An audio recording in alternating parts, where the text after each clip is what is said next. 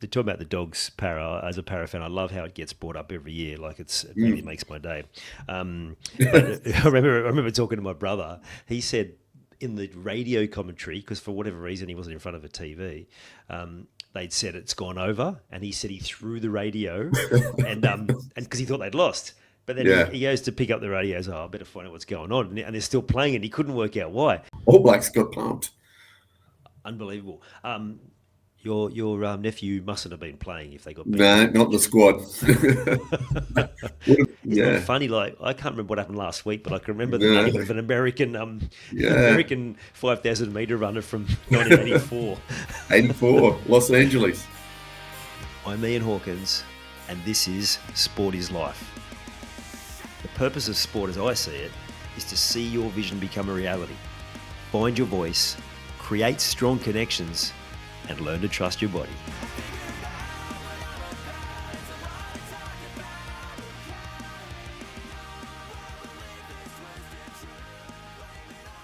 Right, week in review. We are back. Just for those listening and watching, we will endeavour to get these done on the week that we record them, but we're a bit behind at the moment. So some of today's will be dated by the time you're listening to this, but these what we're talking about will hold up to time because it's not necessarily about the scores, but about the incidents. And speaking of incidents, we're going to start with when we're recording this. This is 2 days ago. 2 days ago, that Sunday NRL semi-final, Brisbane and Canberra. Like they debated whether it's the greatest finals game of all time. Mate, I have to be, wouldn't it? It's unbelievable. I can't think of one that's gone that far, especially a semi. And just the craziness of it. Like there was so much Yeah. happening. I remember we were texting back and forth. I had a few other chats on the go because Yeah. everyone was watching it, and it was like the headbutt, which I've got to be honest. When I first saw him, oh, he's got to get sent off for that. Like you can't be headbutting, and that's the rule apparently. I've heard since. But then he stays on, and then the other bloke gets sent off. Gets sin bin for getting in his face, which I don't think Yeah. anyone's agreed with that. No one said that No. was right. But then Reece Walsh comes back and kicks an enormous 40-20, sets up tries, scores tries, kicks goals from the sideline. It was unbelievable. But my favourite part was the post-game interview when he's like, he's just come off the field, he's probably high as anything, and they've asked him about the incident, and he said that Hudson Young had called him a weak-gutted dog as a bit of a tribute to Ricky Stewart's Yeah. comment last year. I thought that was hilarious, and I thought it was just real, like the bloke's a character, and I hope he doesn't get silenced because I look at what's happened to Latrell. The hate that he's received for being a character, and he's almost, contemplating a whole lot of different things. Wouldn't be surprised if he gave the game away. So I hope that doesn't happen for Reece because I think he's so good, such good value. Yeah. Yeah, there was a lot going through my head when I was watching that. Like when they were down, and I think they were down 2 men as well, and then Yeah. I was thinking, if they pull this one out, it's got to be one of the greats. And I think he's missed the goal to make it 8 points. Yeah. And then they've gone down almost immediately and scored again. And he's converted. He learnt from his kick before. I think the first one hit the post and went out. And then the next one sailed through. And I was thinking, I'd love to be able to fly on the wall if Canberra lose this and Sticky's in there. He would have been apoplectic, I reckon. Yeah. Well, that was the other thing. They'd won it twice. Like they Yeah. won, celebrated, then it goes to the bunker to review, and both of them to me were correct decisions. But could you imagine that that emotional roller coaster? I can't imagine what it would have been like being a fan, having to Yeah. go through whether your team's winning or losing, mate. Like Kate said to me while watching it, she goes, "I think I'd be vomiting at this point." Like it was Oh, unbelievable. yeah. Plenty of angry Raiders fans walking out of that one. But like just the players, you just got to give a thought to them because I thought you've been there in other sports, like not necessarily league, but you've played in extra time games and then when you haven't won. Mm. It's just that you look at your watch and you've been playing for 100+ minutes, and you've got nothing out of it. And that's And going it's to be such hard a for them to get up again too. absolutely, and it's such a brutal sport. Like Oh yeah. nearly 15 minutes extra, and you could see they Would were they starting to train really during the tire. week? Would you train them during the week, or would they just have to I wouldn't get rid think of they'd be doing bruises or much. They'd be something? just been doing recovery for a few days, and then, Yeah. um, yeah, I don't know how much you have time, but I think these days they try and sort of taper it so that they almost give them a second pre-season, like sort of after that origin time, which is why some of those teams sort of dip. They Yeah. sort of flog them again then, so that they can Make cruise them into the last. back end. But Yeah. I tell you what, the Panthers all of a sudden they've got everyone fit this weekend, and the Dogs are wounded. And if they win this week, Penrith, which will be just about a full house at the Olympic Stadium, Mm. then mate, why? There's no reason why they can't then go all the way. Unbelievable! What a story that'll be. Yeah. And I was looking back at the Dogs game against them when they played the youngsters, and I was thinking both ways. You want to beat them, and then you can at least say you've beaten the Panthers, and then maybe take that in the next game. It's still a win, and it's even though it's not the full strength lineup, you can get over them. But I don't know that Yeah, everyone on board. That is a tough ask, a it real tough is. ask. But I also saw things that I really liked, and I saw the teams have been named. I mean, people are going to be listening to this after the game's been won Mm, and done. But I really liked when Sexton came on at halfback and it allowed Galvin just to free up, and suddenly the whole mm, game looked different. So that's who they've picked this weekend. So who yeah. knows? It'll be interesting. Oh, well, if it's after the game, then I'll just say I pick and then the edit there. You'll stick Bulldogs or Panthers in there. We won't be doing I'll look that, like and we know who idiots. you're going. You're a doggy from way back, so you'll be going for the Yeah. Dogs. I am a Para fan, so I'll be going for anyone who's playing against the Dogs. Anyone else? Yeah. um, speaking of, like we were talking about doing some reminiscing, the field goal. That was another thing. Reece Walsh, the field goal that hit the crossbar, and some of those great moments over the course of finals history of people hitting the crossbar. Yeah, but the Dogs Eels, um, the 1998 major semi, I think it was, and the Eels were home and hosed, and then and I saw this a bit in the Canberra Brisbane game. There was a few brain explosions. You've been hard at it for 80 odd minutes. You're not getting a lot of oxygen to the brain. Players tend to do some silly things. So, to be fair to that game, I think they held it together well. But I just remember Paul Carriage kicking the ball back and Polly kicking what would have been, I think, a 45-metre field goal. And it just dipped under the bar. And the Dogs had all the momentum and they came home in extra time, which I think Brisbane had anyway. And I think I said it to you in the game. It was a bit of a double-edged sword, those sin bids, because Reece Walsh looked pretty fresh, um, you know, and Yeah, his pace is unbelievable. yeah, yeah. When he scored himself, he broke Mm, free, and the fullback didn't get near him. It was mm. unbelievable. Um, And the field goal was just like some screenwriter was typing it out at the time. Crazy. You're talking about the Dogs para. As a para fan, I love how it gets brought up every year. Like it really Mm. makes my day. But I remember talking to my brother. He said in the radio commentary, because for whatever reason he wasn't in front of a TV, they'd said it's gone over, and he said he threw the radio, and because he thought they'd lost. But then he, Yeah, he goes to pick up the radio. He goes, "Oh, I better find out what's going on." And they're still playing it. He couldn't work out why. Well, the yeah, same thing happened. So our mate Maxi, who's in the UK, he did the same thing. They said the game was over, so he turned it off, and we're talking about it still. And he's yeah, like, "Hang on, what's going on?" I said, "Mate, go back yeah. and watch the extra time." Yeah, great stuff. Yeah, because there's the Benny Elias, the famous hitting the woodwork, which has cost them the '89 grand final. There was the Yeah. Newcastle one, Matty Johns hit, but then they got the ball back from that, and maybe they even scored on that next set. Yeah. Did Thurston hit it one time? I can't remember. In the GF, or did he just Oh yeah, slot it from the sideline?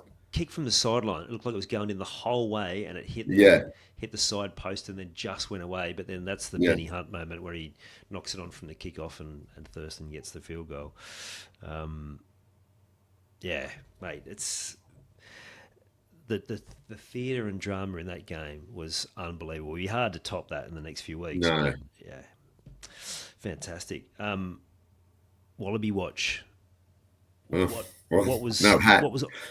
Yeah, no, they got beat, but the crowd out there at Allianz was unbelievable. And I actually watched. I didn't watch the first half because I was out, but I watched the second half, and they played some good rugby. I noticed Sean Maloney did a post on LinkedIn. He was saying that what was great to see is that there were like lots of young kids out there with Wallabies gold on, and it's like, oh, okay, maybe rugby is back. Yeah, and they lost, but 4 tries to 1. Like they playing in the right way. Yeah, They just got to get their discipline right, because that's what the Argies are good at. big They're good boys, the Argies. scrummages. Yeah, Boys. and Yeah. they're big lads, and they'll give anyone a run at the moment. I reckon the Argies, and it's a good competition at the moment because the All Blacks got pumped. Unbelievable. Your nephew mustn't have been playing if they got beat. No, not the squad. Would have made that 33-point difference. Yeah, that's again staggering. In New Zealand as well. Does that give us hope? The Wallabies hope this week, or does that just mean that they'll be the bounce back factor, and we'll end up getting 40 putting on us? I'd like to see the Wallabies just start well. That'd be interesting to see, or whether that'd throw them completely off their game. It'd be good to win over there and then come back here with actually the Bledisloe on the line instead of what usually happens with a two test series where it's already done. So yeah, that will get the public right back on board. We have to talk about the World Athletics Championship. I'm not a massive athletics fan, but I saw something the last couple of days which was unbelievable. The New Zealand steeplechaser, he's taken a tumble. He's got trampled. There's a classic still frame of the guy's spikes just missing his head, but the back of the shoe actually on his face. He's literally got trampled. Yeah. But he rolls, gets up, and finishes the race high enough he might have finished third. Like he stormed home to get through to the next round. And then this morning, so again, this is Tuesday the 16th when we're recording this, he came from the clouds to win the gold. It was unbelievable. They're the times where we allowed New Zealand to be part of Australia. Yeah, the Anzacs. Anzacs. The Anzac spirit. Do you think it was panic, like in that? You said he came storming home. I didn't see the semi-final. But do you think it was just pure panic that he's fallen, I've got to get up and do something, and there's just adrenaline would have just been going? I think it was composure, because the guy who tripped on him went down and didn't get back up. Oh, Zola Bud. Do you remember old Zola? Yeah, barefoot. And then, wasn't she knocked over the... Mary Decker? Yes. Isn't that funny? Like, I can't remember what happened last week, but I can remember the name of an American American 5,000 meter runner from 1984. 84, Los Angeles. Yeah. I remember a lot about that one. Well, because that was primary school back before our brain had been tainted I think it was the first really well televised. Like they had all the events on all the time. Yeah, because the 80 there was the boycott, so it was very limited footage. But 84 was the first one, and we used to watch it at primary school. Right, they'd stop the whole school, and good times. Now we've got a few minutes left, so let's dive into a bit of EPL. So good that Big Ange is back. He's managing Forest, and I think it's the perfect club for him to go to, given what we know of Brian Clough, who was that the the last person to bring him European success, and also a larger than life character. You still hear on some of those English football podcasts guys telling stories about Brian Clough moments, and they are always very funny. Yeah. So yeah, I reckon it's just a perfect fit, like for Ange, and it would be really interesting to see how that unfolds. Yeah, you got to tune in and hear some of Mark Crossley, the goalkeeper's stories of Cloughie, because I think he signed him, and they're pretty hilarious. Yeah, Ange, he's just got to get rolling as quickly as possible and get the players on board. So he lost 3-0 on the weekend. And you they can give weren't him awful. They weren't awful. no, I watched a bit of it. you can give him an excuse because they're getting used to someone new. That's what he said. He arrived on Thursday. We had one session, a light session on the Friday, then we're playing Saturday. Yeah.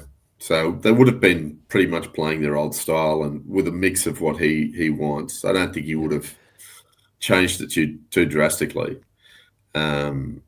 But, while we're on the subject of EPL, how about the Mighty Reds sneaking another last 10-minute goal? They are Amazing. they're like United of the late '90s, Oh, Fergie yeah. time, scoring at the end of Fergie time. games, jammy bastards. But And it goes, that's championship teams, right? Just finding a way. yeah, goes back to what you used to say. It's like you make your own luck, and it goes with you when you're winning. You don't want to make a habit of it. You don't want to press your luck. But once they start to click, they'll be a pretty phenomenal team. But you want to click. That's the thing. Yeah, absolutely. While we're on the subject of Premier League, I was just thinking about you just had a brief mention of things we did in the past. Cricket season has already started here locally, and they've already started the Ashes stories in the paper and online, but it's also Bathurst season. That for us non V8 fans become You just tune in. yeah, we tune in. I've got a cracking episode coming up with his name's David Whitehead. He was a personal mechanic to Brocky for a 10-year period there, including the infamous vaporizer incident. It was a fascinating chat, so I'm looking forward to sharing that one. I've saved it deliberately for Bathurst week, but that was good too to reminisce because, again, part of our childhood around that same time as we talked about the Olympics in '84. That was prime Brocky time where he was winning Bathurst for fun. Going back and watching the old footage too, it's such a dangerous course, and there's just people sitting in their deck chairs about 5 yards from the track, and not a worry in the world. And then a tire will bounce off, or a kangaroo will go across the course. I know. Yeah, and that blows internationals' minds when they see that shit. Like the kangaroo just Yeah. hops across the. Crazy. Yeah, it is mental. I mean, have you driven it? Yeah, we drove it on I think a school trip on a bus, and it was horrific. Yeah. Because you're too high in a bus to do it, for a start. Because some of those corners, the camber of the road's just unbelievable. And it's narrow. I don't know how they do Listen it. to you. Listen to you, V8 expert. Yeah. I love it. Yeah. Yeah, it's ridiculous. And it's narrow. So that cutting, you hit up there, and you just don't think, they're going through there at 80. I'm sure they're still doing 80 in that left-hander out of the cutting. It's it's crazy. With 3 tyres on the road, or what? 2 tyres on the road? Oh, down the S's and the dipper, they're getting Down to the 2 S's, tyres, yeah. maybe even less. Yeah, crazy. So yeah, we'll all be V8 experts for a week and tune in for that. But I think it'll be good. Andrew's back because that'll give us a bit of mileage. But again, for the listeners, any thoughts or any feedback, any ideas, particularly around some of the content we've already shared, but also specifically for what's coming up, the Aussie summer, The Ashes, finals, the Ashes, the old Warney videos have started to pop into my feed, and I've been getting distracted by just watching him Bit of cricket demoralise porn. people. Oh, mate, fantastic. But you forget how good summers were when you had Warney there and McGrath. You had a top 6 that would just anyone could score a double ton on their day. I've got a good Like Warnie everyone story. averaged over 50. Yeah. It was crazy. I've got a good Warnie story for next time, which might involve you and fishing. So we'll come back to Oh, that okay. Yeah, next week. I know the one you're talking about. Yeah. All right. I think we'll wrap it up there. Always a pleasure, Yep. mate. Yeah. You too. Next week. See ya. You've taken the time to listen to this whole episode. Now it's time to take action. Commit to one thing you've learned today and make it happen. And to avoid any obstructions, join the Sport is Life movement by clicking on the link in the show notes.